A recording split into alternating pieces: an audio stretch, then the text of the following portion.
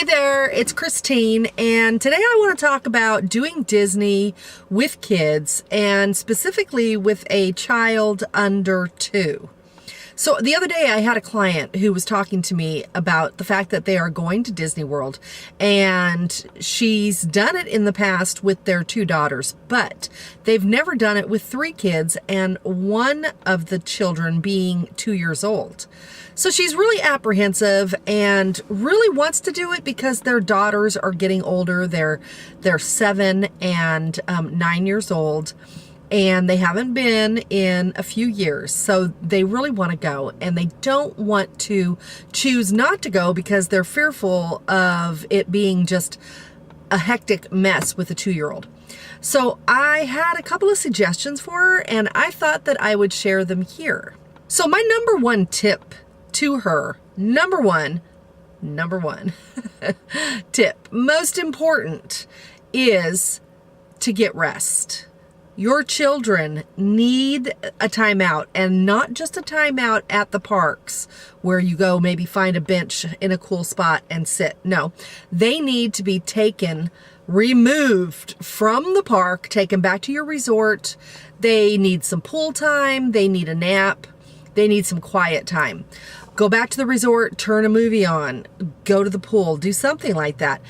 And no, relaxing within the park will not help. It's not going to do anything to alleviate that mid-afternoon meltdown that we all see happen at the parks. So if you want to avoid that meltdown that happens, that we see quite often parents having to deal with, then you need to start your day early. Kids like to start their days early. So start your day early. Take a afternoon break away from the parks for not just a few minutes. Get a nap in, get some pool time in. And then come back to the parks around dinner time. And then stay for a while. And then if the kids start getting fatigued again, and you'll know if they are, leave. But definitely take that break. That is my number one tip for Disney World, and quite frankly, any theme park with kids. My number 2 tip is to use the Rider Switch program. And the Rider Switch program, basically, it just comes down to a parent and child going through the line. And this actually applies to anybody that doesn't want to ride the attraction but can't be left alone, disabled, whatever the case is. But so you're with your child, they're too short for the height requirements, or they're just too young, period, to ride rides, or they're scared, or whatever. You all go through the line. When you get to the head of the line, one adult goes on the ride and the other adult stays with the child. After they get off of the ride, they will then switch, stay with the child, and the parent who was waiting will get on the ride without having to wait in line again. So that is definitely a great benefit to parents with kids. My client was extremely happy when she heard about that. She had no idea. And if you go to Google and just Google Rider Switch program or Rider Switch at Disney World, you will come to a page, and you can access the attractions that have this program available. My other suggestion to her was to get the app for her phone called Liners.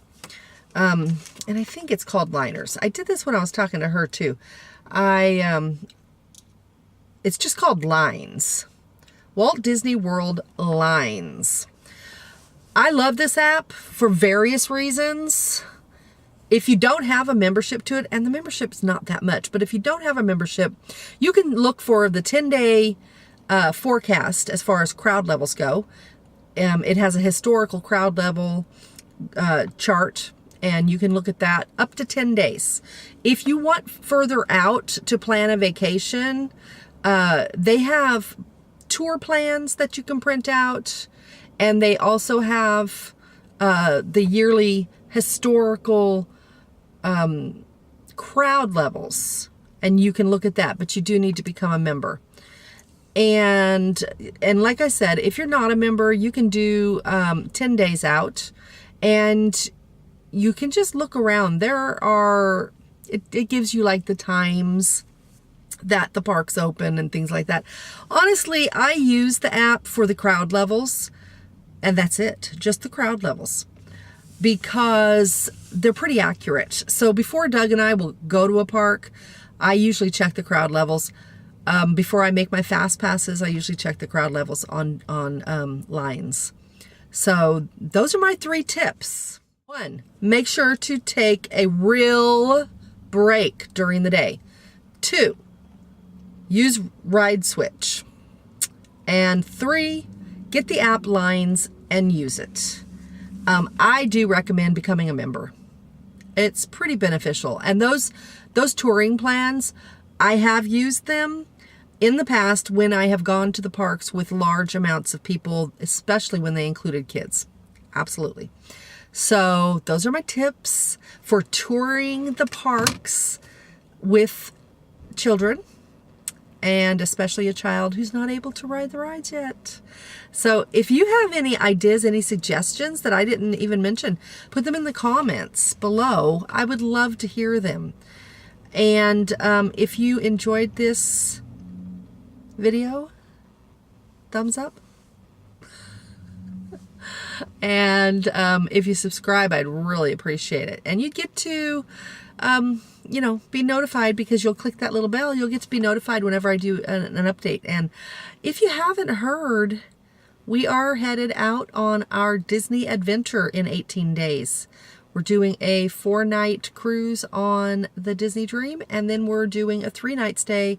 Actually, I think it's a 2-night, 3-day stay at the Grand Floridian afterwards. So there's going to be lots of vlogs. And we're going to have some packing vlogs, pre-cruise vlogs. So stay tuned for all that. And definitely subscribe so you don't miss it. All right, I'm going to go. I'm going to go enjoy this absolutely gorgeous Florida day. It's like 72 degrees, and it's sunny, and it's warm.